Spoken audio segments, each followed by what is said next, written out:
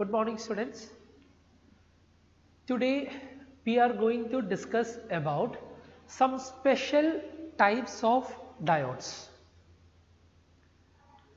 In the last video we studied what is rectification, how diode can be used as a rectifier and where this rectifier is used.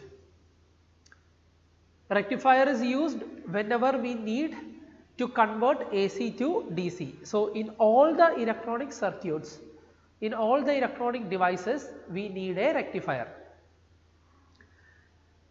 In this topic, we are going to study certain different types of diodes, certain special purpose of diode. So, let us see what are optoelectronic devices. Optoelectronic junction devices. The semiconductor diodes in which the current carriers are generated by the photons is called optoelectronic device. Photons means light. So, light depending upon the light, the current in the diode is modified. Such kind of devices are called optoelectronic junction devices. Some of the optoelectronic junction devices are photodiode, light emitting diode and solar cell. Photodiode, light emitting diode, solar cell. So, we are going to deal with all three things. In this video, we are going to study about photodiode. What is a photodiode? Photodiodes are special type of diodes which are used for detecting the optical signal, or they act as photodetectors. So, they want to detect the light. See, I will tell you, in our phone, when we use the phone in our room where there is completely dark, you can see the brightness of the phone automatically reduces. Similarly, when you go out in the bright sunlight, then you can see the brightness of the phone automatically increases. So, the phone's display brightness will be increased or decreased depending upon the ambient light, the surrounding light. That is detected with the help of a photodiode. Similarly, I will tell you another condition also.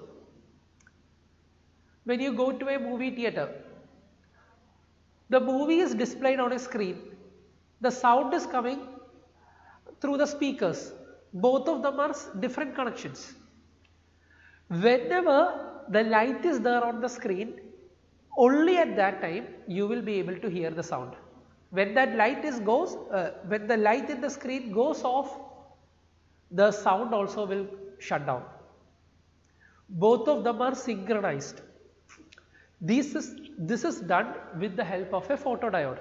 Photodiode will detect the light from the screen, and only if there is a light, the sound will be produced, the sound will be played, otherwise the sound will not be played. Okay. So, these are used as light detectors, and just see the figure, it is actually a PN junction diode. This is the P side and this is the N side, and at the junction there is a provision for the light to fall. Okay. At the junction it is made with a glass window or a quartz window, so that there is a provision for the lights to fall. And you can see from this figure that the P side is connected to negative terminal and N side is connected to positive terminal. So, which kind of biasing is this? Reverse biasing. Yes. So, the photodiode is always connected in reverse bias. That is why I have connected a microammeter to measure the current, because we studied when the diode is in reverse bias, the current is very small, of the order of microampere. Okay. So, you can take down the notes and just draw the figure. This is the picture for the photodiode. Now, how it works? It is operated under reverse bias below the breakdown voltage. photodiode is operated under reverse bias below breakdown voltage, because we studied in the last video, when the diode is in reverse bias, there will be a current called reverse saturation current, which will remain till the certain value where the diode can withstand. After that, the diode goes breakdown. So here we will work this diode, we will operate this diode below the breakdown voltage. That means below the voltage it can withstand. Yes. Now, when the photodiode is illuminated with the light, when the light falls on that junction, I already told you the junction is made with a glass window or a quartz window, so that light can fall on it. So when light falls at the junction, if the energy of the light is h nu, which is greater than the energy gap of the semiconductor, then what will happen? The electron hole pairs are generated due to the absorption of photons. Electron hole pairs are generated because the light is falling into that junction, the energy of the light is taken, and if that energy h nu is greater than the band gap, that is what you have to remember. The energy of the light h nu should be greater than the band gap. If it is like that, then the covalent bond will break and the electrons will move towards the N side and holes will move towards the P side. Okay, electrons will move towards the N side and holes will move towards the P side. So the direction of the electric field is such that the electron reaches the N side and holes reaches the P side. The movement of the electrons and holes will give rise to an EMF, or it will give rise to a current. That current is called reverse saturation current. This current, this reverse current will keep on increasing if the intensity of the light increases or if the energy of the light increases. Okay. Now, when an external load is connected, the current flows and the magnitude of the photocurrent depends on the intensity of the incident light. So, as the intensity of the light increases, more and more electrons and holes are formed, and when more and more electrons and holes are formed at the junction, as I told you, electrons will move towards the N side and holes will move towards the P side. As a result, current will be formed.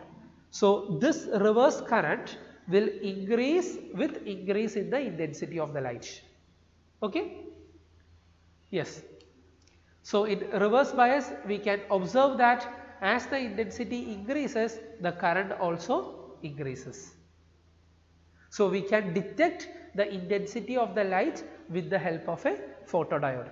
That is how exactly the mobile phone's display works. Not only in the mobile phone, in the TVs also, in televisions also, this thing works.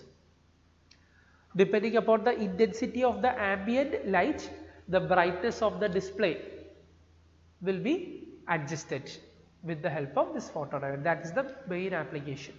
Okay. Now you can see the VI characteristics of the diode. Just see the graph.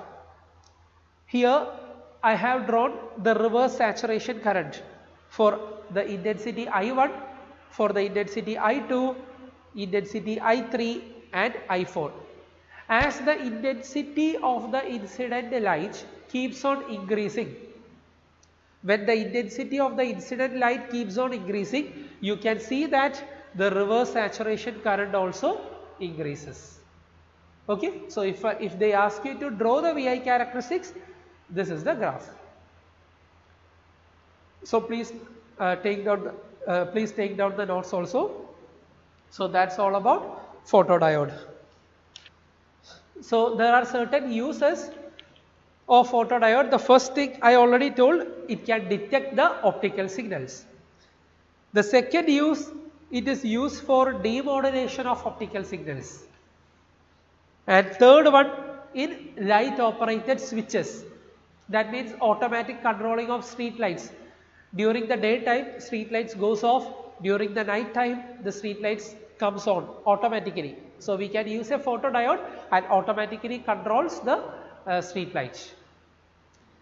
Then it is used in speed reading and computer punched cards. Speed reading of computer punched cards. And the last thing, it is used in electronic counters. Okay. And one more question can be asked related to photodiode. Why photodiode is connected in reverse bias? When we connect the diode in forward bias, more current will be there, right? And in reverse bias, the current is very less. But still, why do we connect photodiode in reverse bias? It is because the minority carrier number is very limited, it is very small. So when a light falls at the photodiode, electrons and holes are created and minority carrier number keeps on increasing. So since the initial number of minority carriers are very less, we can easily find the change in the minority carriers. That means the fractional change in the minority carriers is very much greater than the fractional change in the majority carriers. So the effect of current or the change in the current can easily be recognized when the diode is connected in reverse bias. Okay, I will say once more, the fractional change in the minority carriers is very much greater than the fractional change in majority carriers. So the change in the photocurrent can easily be detected when the diode is connected in reverse bias. That is why photodiode is connected in reverse bias. Okay, just write it in your notebook. That's all about photodiode. Thank you.